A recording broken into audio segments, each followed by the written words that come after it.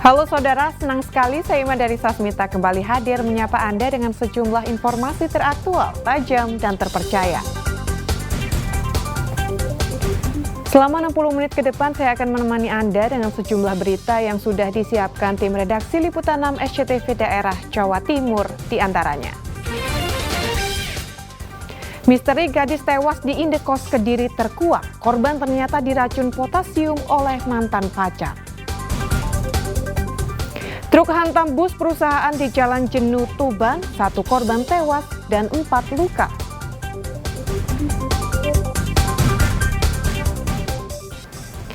Jelang peringatan Nyepi, umat Hindu di Lamongan membuat ogoh-ogoh dibantu pemuda desa.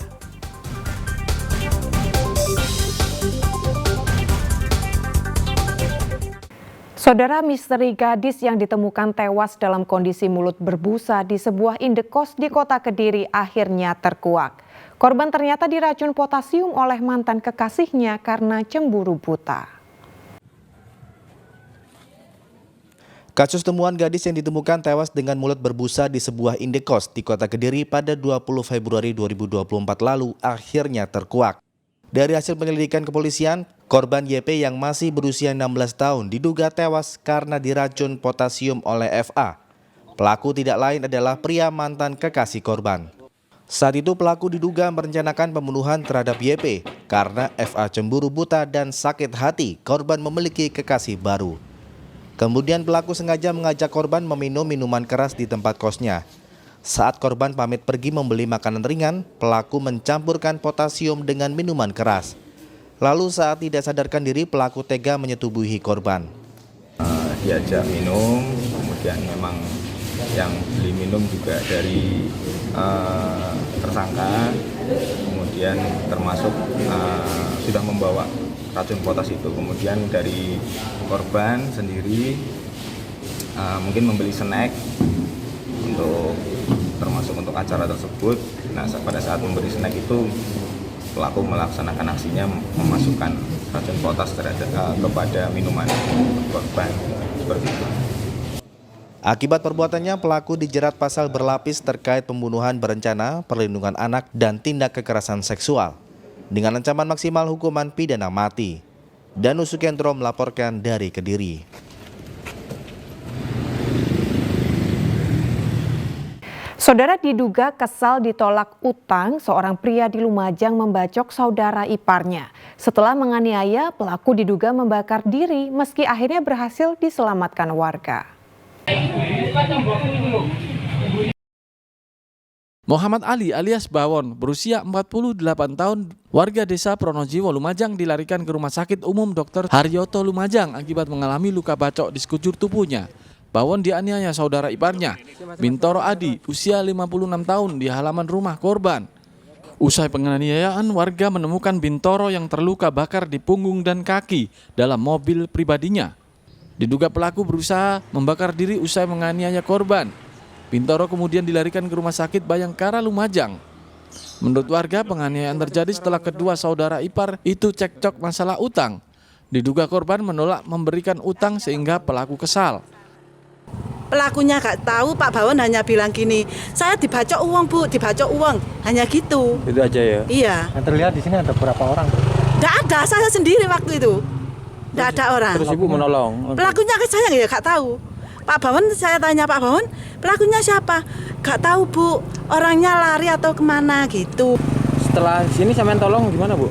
Nolong? Setelah saya tolong, terus saya orang-orang yang di sini itu, ya terus dibawa ke rumah sakit.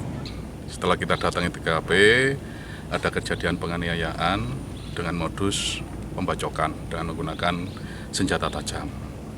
Semua barang bukti sudah kita amankan di Polsek dan kita melakukan penyelidikan lebih lanjut.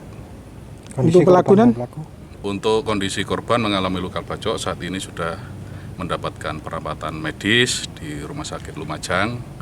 Untuk pelaku juga mengalami luka yang saat ini juga mendapatkan perawatan di Rumah Sakit Lumajang. Itu luka bakar apa penyebabnya untuk pelakuan? Sementara dugaan luka bakar.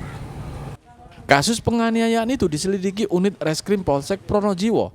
Selain memeriksa saksi, polisi menyita barang bukti milik pelaku dan korban untuk kepentingan penyelidikan. Nur Salim melaporkan dari Lumajang. Saudara, sebuah paket berisi pistol lengkap dengan 6 pelurunya ditemukan petugas keamanan Bandara Internasional Juanda.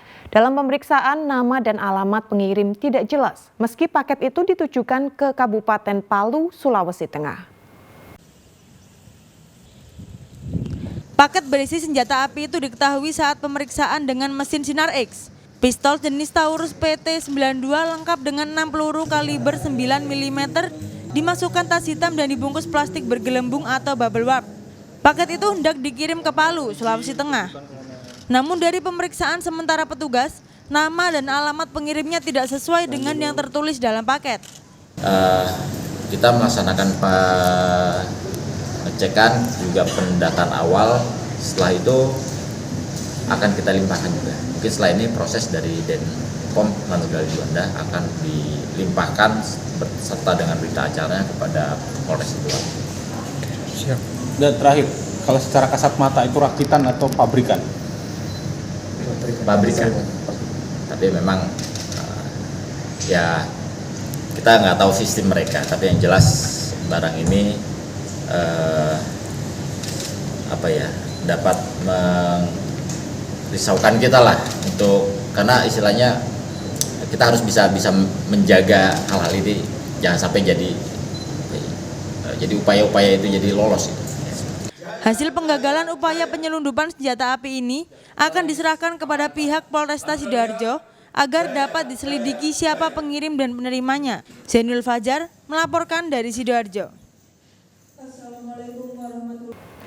Truk hantam bus perusahaan di Jalan Jenu, Tuban. 1 korban tewas dan 4 luka. Informasi selengkapnya akan kami sajikan usai jeda berikut ini.